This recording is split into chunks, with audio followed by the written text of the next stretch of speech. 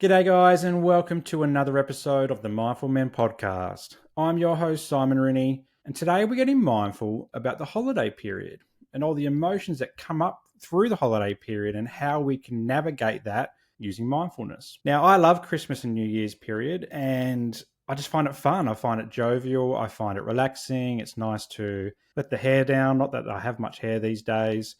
Give and receive presents and see what the kids are doing and how Christmas lights their faces up. I absolutely love that part of it.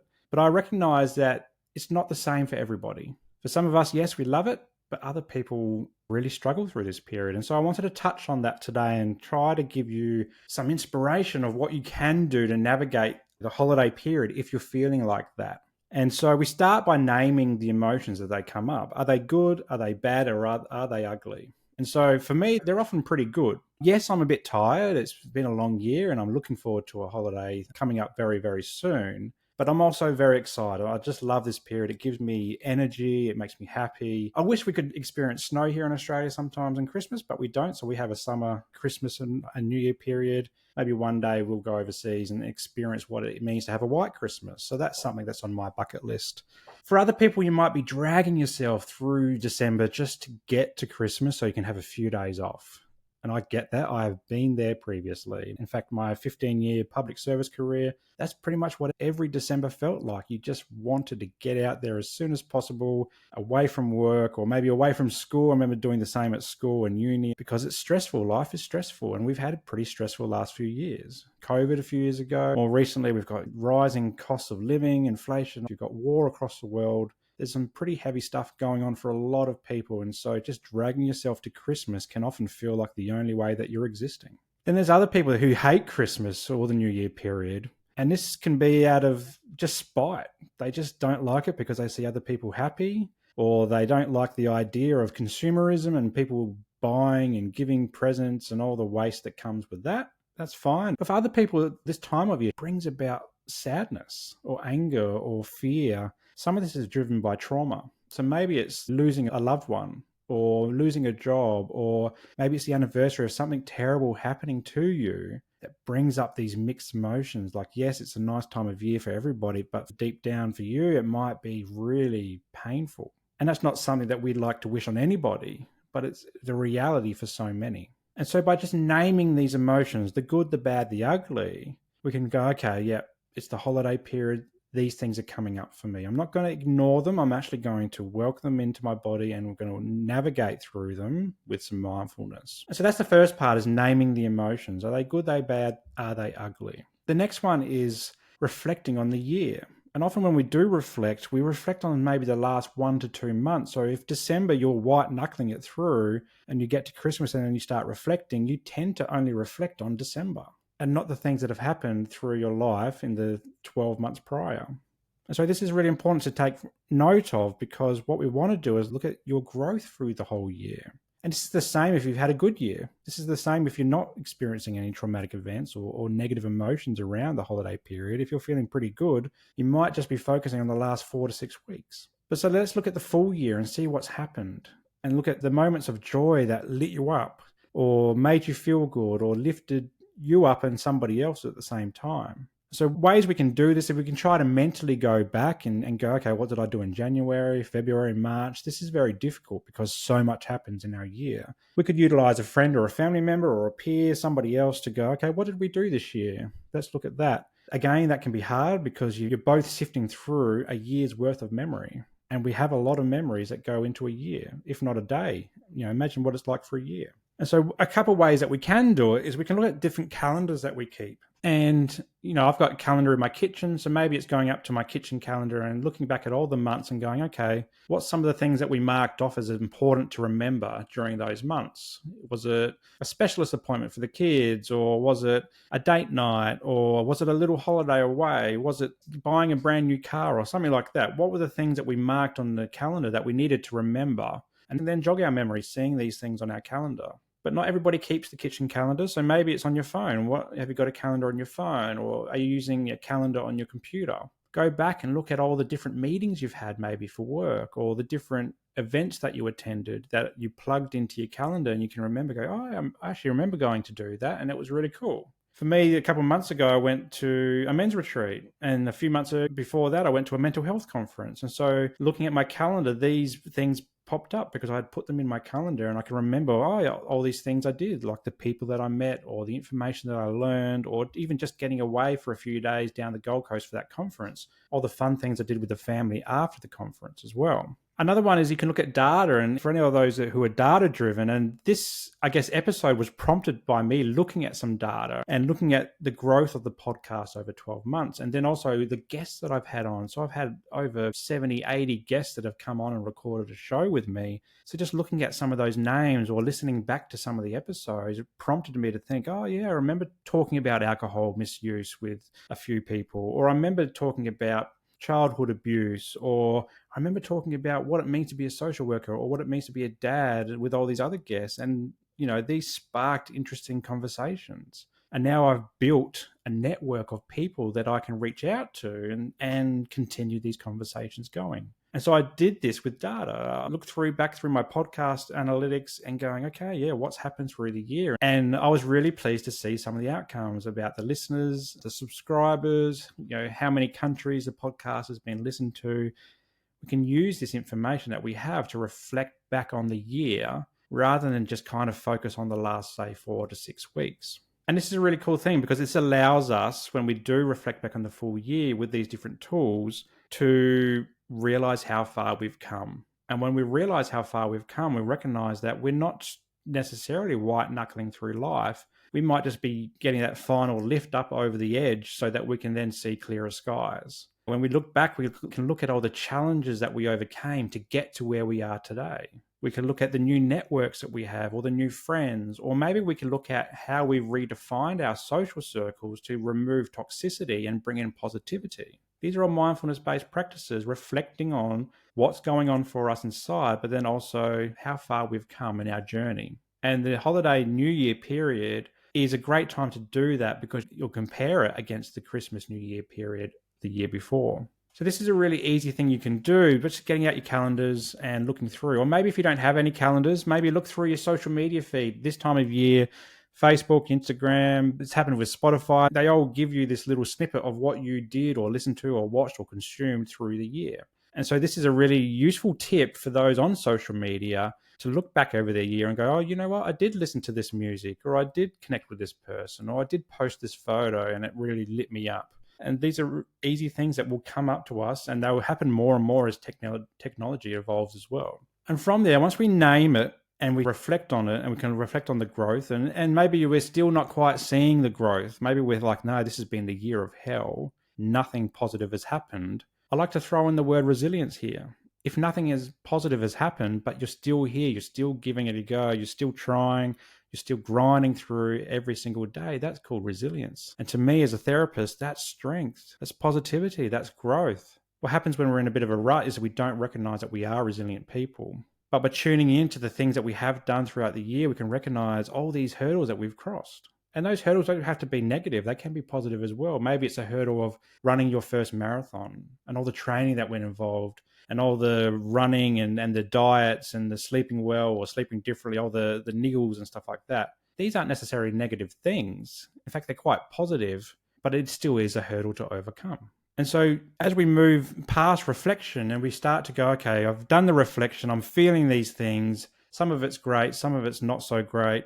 What are we going to do next? So the next thing in the holiday period to be mindful of is, where are your supports? Who are you connecting in with? When are you connecting with them? How, why, etc. And so this is really useful because the holiday period can be full on.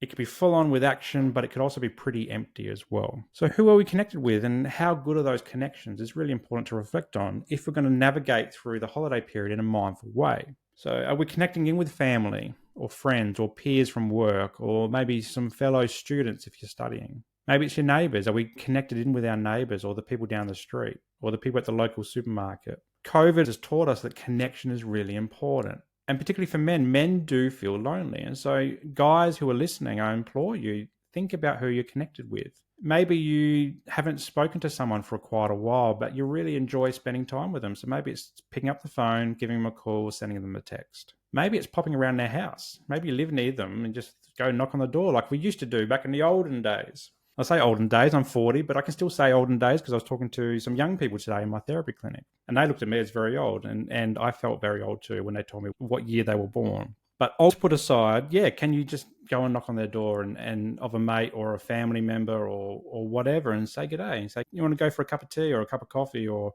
you just want to hang out, go for a walk, or whatever it is. Connection is really important. And then it's not just about people, it's about activities as well. And so the holiday period, there's lots of activities going on. So is it the local Christmas carols? Or maybe an event that's happening with your work, or maybe your sports club is having an event as well. Maybe it's an end of year celebration. Are you connecting in with these types of activities? Because when we connect in with them, we can feel a lot better about this time of year. And that's whether we're struggling or also whether we're feeling good too. Now, for some, that calendar can look pretty booked up. Our support networks might be booked up. We've got lots of events. We've got lots of things going on. And so what we want to do, navigate through healthily, is just manage it in a good way. And when I say manage it, what I'm talking about is trying not to overdo it. And I've been guilty of this in previous years. And if you've heard my last 10 or so episodes, alcohol has been a big issue for me. And so this year, I'm being very mindful and I'm not going to be drinking. Because previous years, I would overdo it. I would drink too much because it helped me feel normal. It numbed everything.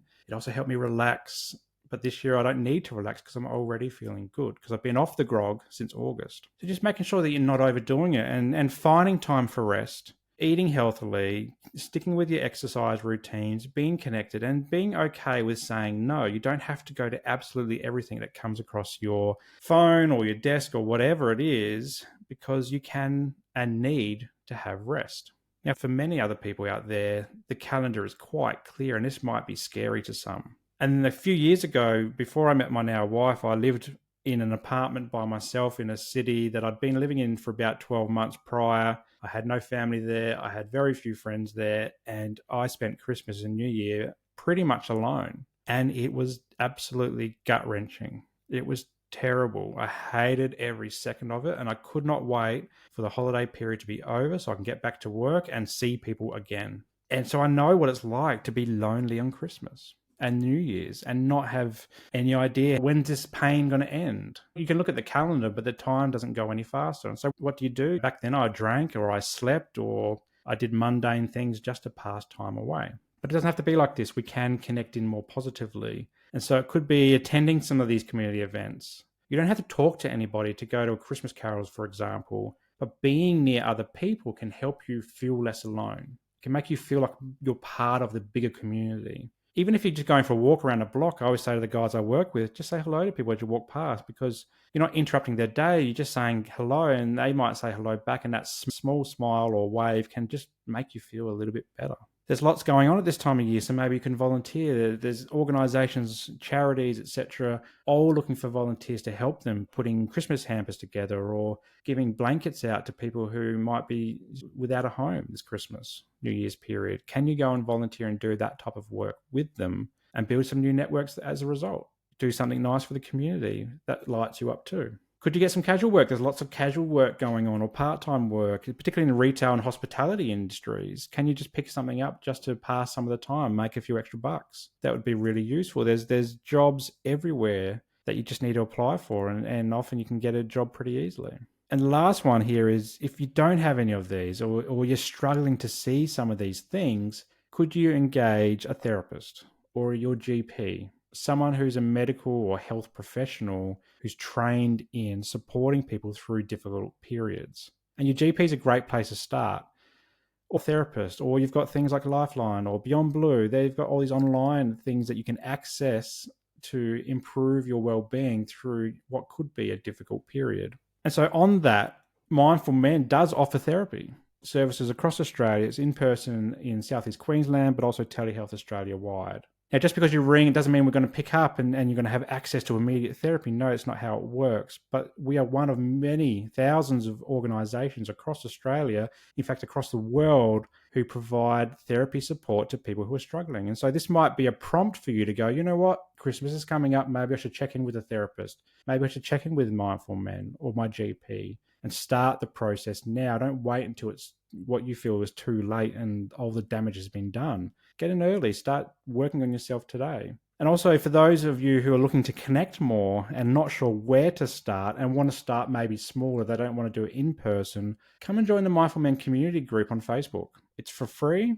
You get to access weekly stuff that I put up there about mindfulness, about this podcast. You also get to connect with other guys from around the world who are talking about mindfulness. Now, this is an online thing. You won't see each other. Maybe we'll do some Zoom stuff in the new year. I'm not sure yet. But what it does is it starts allowing you to connect. And the more you put in there, you like comments or you like posts or you comment on something, the more you're going to get out of it as well. So yeah, welcome. Come into the Mindful Men community group on Facebook. Be part of this growing community of mindful men growing themselves around the world. And so that's it. It's a really simple one, this episode. It's around being mindful about this holiday period. How do we navigate Christmas and New Year's? Reflecting on how we're feeling.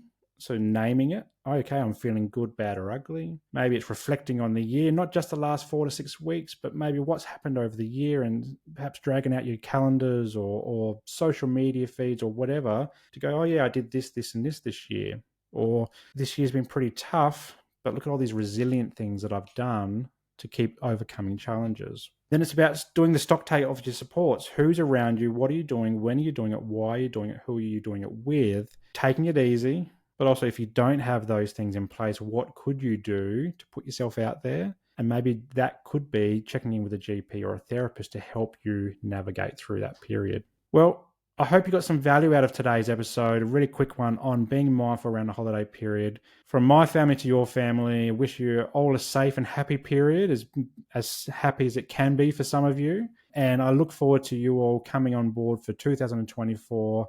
Thanks for being on board for 2023 as well. Without you, I wouldn't be doing this. But until next time, stay mindful.